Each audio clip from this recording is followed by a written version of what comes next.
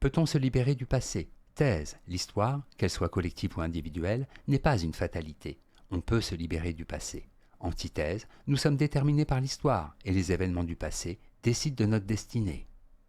Thèse. On peut se libérer du passé. Le passé nous influence, mais il n'est pas une fatalité. L'homme est libre en dernière analyse. En comprenant son passé, que ce soit son passé collectif ou son passé individuel, l'homme peut tirer des enseignements afin de construire librement son avenir. Premier argument, le poids du passé n'est pas fatal. Certes, les événements du passé ont une influence sur notre présent. Sans la Seconde Guerre mondiale, le visage actuel de l'Europe ne serait pas le même. De même, les choix de mes aïeux, les événements que je vis pendant mon enfance, ont des répercussions sur ma situation actuelle. Toutefois, cette influence n'est aucunement une fatalité.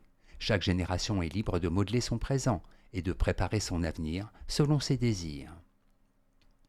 Deuxième argument, on peut rejeter les traditions injustes.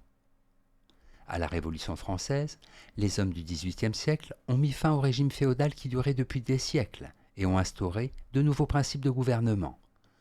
En 1989, les Berlinois ont détruit le mur qui divisait leur ville, donnant le signal de l'effondrement des régimes communistes en Europe. On peut toujours se libérer du poids d'un passé injuste. Troisième argument, on peut surmonter un passé malheureux. Du point de vue de l'histoire personnelle, l'individu peut se libérer comme l'a montré Freud des événements traumatiques qu'il a vécus durant son enfance et qui l'empêchent d'être heureux. La cure psychanalytique, en favorisant la prise de conscience de tels événements et la compréhension de l'angoisse qu'ils provoquent, permet de les surmonter pour s'en libérer. En bref, le poids du passé n'est pas une fatalité, surtout s'il est négatif. Instruit des erreurs du passé, on peut toujours s'en libérer. Antithèse, on ne peut pas se libérer du passé. En effet, l'histoire et les traditions influent sur le temps présent, de la même manière que l'hérédité ou les traumatismes de l'enfance pèsent sur la vie de l'adulte. Il est illusoire de vouloir se libérer du passé, il faut apprendre à vivre avec. Premier argument, le passé a modelé le présent. Le présent tel que nous le connaissons est l'aboutissement d'une longue évolution. Notre nationalité, notre langue, nos coutumes, nos traditions ont été forgées par des siècles d'histoire. Chaque époque a laissé des strates dans l'édifice du présent. Les changements ne sont qu'apparents, les structures profondes restent les mêmes. L'histoire, comme le dit Hegel, se répète. Deuxième argument, le passé peut ressurgir. Ainsi, nous subissons encore aujourd'hui les conséquences d'événements qui ont eu lieu il y a longtemps. La guerre en ex-Yougoslavie, par exemple, était le résultat de conflits d'antagonisme qui remontent au Moyen-Âge. En France, on réexamine l'histoire du régime de Vichy, près de 50 ans après les faits.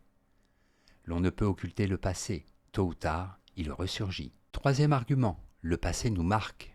De même, les événements qui affectent notre vie personnelle nous marquent et nous transforment, en particulier lorsqu'ils nous causent des souffrances. Un enfant mal aimé, abandonné ou battu aura toutes les peines du monde à retrouver une existence normale.